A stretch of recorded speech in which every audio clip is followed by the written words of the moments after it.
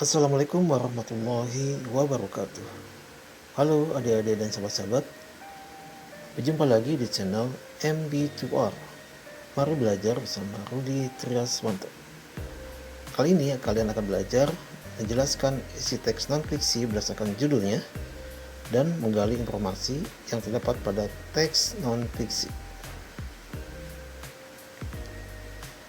Sebelum melanjutkan menonton videonya, jangan lupa untuk like, comment, subscribe, dan turn on bell notification untuk mendapatkan update video channel ini.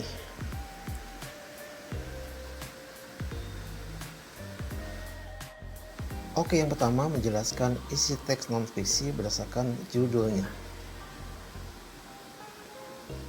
Teks terbagi dua, yaitu fiksi dan non-fiksi.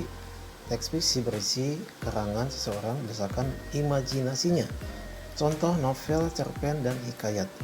Sedangkan teks non-fiksi berisi fakta-fakta. Teks non-fiksi merupakan teks yang ditulis berdasarkan data atau kenyataan yang ada, contohnya berita, artikel, dan jurnal. Judul dalam teks merupakan bagian awal untuk mengetahui isi teks. Setelah membaca judul, kita dapat menentukan kata kunci dari teks tersebut. Kata kunci merupakan kata penting yang menggambarkan isi teks. Informasi dari teks dapat diperkirakan dengan mengetahui kata kunci yang terdapat pada judulnya.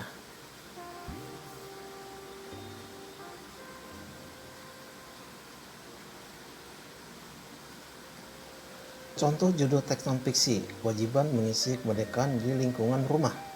Kata kunci yang terdapat pada judul teks tersebut: 1. Kewajiban, 2. Mengisi kemerdekaan, 3. Lingkungan rumah.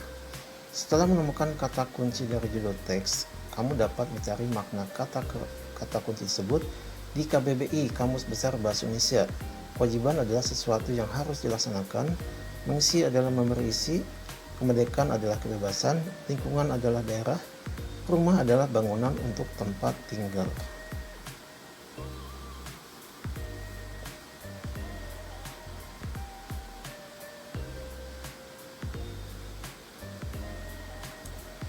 Setelah menemukan makna kata-kata kunci tersebut, kamu dapat memperkirakan isi teks yang akan disajikan dari judul tersebut, yaitu arti kemerdekaan, alasan kita mempunyai kewajiban mengisi kemerdekaan, cara mengisi kemerdekaan di lingkungan rumah. Contoh judul teks non-fiksi yang lain: mencegah bahaya demam berdarah. Kata-kata kuncinya: 1. Mencegah, 2. Demam berdarah.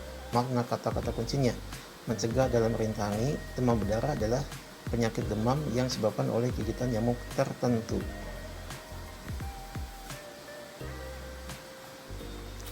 Setelah menemukan makna kata-kata kunci tersebut, kamu dapat memperkirakan isi teks yang akan disajikan dari judul tersebut, yaitu penyebab demam berdarah, pencegahan demam berdarah, ajakan untuk peduli terhadap lingkungan. Memperkirakan isi teks setelah menemukan kata-kata kunci dan menemukan makna kata tersebut dapat dengan membuat kalimat pertanyaan. Contoh, apa penyebab demam berdarah? Bagaimana cara mencegah demam berdarah? Oke, yang kedua, menggali informasi yang terdapat pada teks non-fiksi. Kita dapat menggali informasi dari teks non-fiksi yang kita baca. Sebelumnya kita dapat memperkirakan informasi tersebut berdasarkan kata kunci dari judul teks. Setelah itu kita dapat menentukan gagasan utama dari setiap paragraf. Gagasan utama merupakan pokok pikiran setiap paragraf. Gagasan utama itu menggambarkan informasi penting yang terdapat pada paragraf. Kita dapat menemukan informasi teks berdasarkan gagasan utama dari setiap paragraf. Gagasan utama terdapat dalam kalimat utama. Kalimat utama merupakan kalimat yang bersifat umum dan mengandung gagasan utama. Kalimat utama bisa di awal, tengah, akhir, atau muncul bersamaan di awal dan akhir paragraf. Kalimat utama yang terdapat di akhir paragraf biasanya diawali dengan kata hubung, oleh karena itu, jadi, dan dengan demikian. Perhatikan teks berikut, hak dan kewajiban sebagai pelajar. Setiap warga negara memiliki hak dan kewajiban, demikian juga pelajar. Setiap pelajar mempunyai kewajiban yang harus dijalankan. Setiap pelajar mempunyai hak yang harus dipenuhi. Kewajiban dan hak harus saling berkaitan. Setiap pelajar tidak boleh hanya menuntut haknya saja tanpa melaksanakan kewajibannya. Kewajiban sebagai pelajar berkaitan dengan tugas-tugasnya di sekolah. Kewajiban pelajar yang utama adalah belajar. Para pelajar wajib mengerjakan tugas-tugas yang diberikan oleh guru.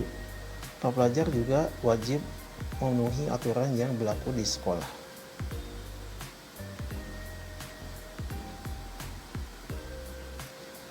Pelajar akan memperoleh haknya berkaitan dengan kewajiban yang dilaksanakannya. Dengan belajar, pelajar berhak mendapatkan ilmu pengetahuan dan mengembangkan keterampilannya. Pelajar yang mengerjakan tugas dengan penuh tanggung jawab akan membentuk sikap tanggung jawab. Sikap tanggung jawab yang dimilikinya dapat berguna dalam kehidupannya di masyarakat. Kalimat utama paragraf 1, 2, dan 3 teks hak dan kewajiban sebagai pelajar terdapat di awal paragraf. Kalimat utama paragraf 1, setiap warga negara memiliki hak dan kewajiban, demikian juga pelajar. Kalimat utama paragraf 2, kewajiban sebagai pelajar berkaitan dengan tugas-tugasnya di sekolah. Kalimat utama paragraf 3, pelajar akan memperoleh haknya berkaitan dengan kewajiban yang dilaksanakannya. Karena kalimat utamanya pendek-pendek, maka gagasan utama paragraf 1, 2, dan 3 pun sama dengan kalimat utama masing-masing paragrafnya. Jadi, informasi penting dari teks tersebut adalah setiap warga negara memiliki hak dan kewajibannya, demikian juga pelajar. Bisa juga setiap warga negara, termasuk pelajar, memiliki hak dan kewajiban. Kewajiban sebagai pelajar berkaitan dengan tugas-tugasnya di sekolah. Pelajar akan memperoleh haknya berkaitan dengan kewajiban yang dilaksanakannya. Bisa juga pelajar akan memperoleh haknya jika kewajiban dilaksanakannya.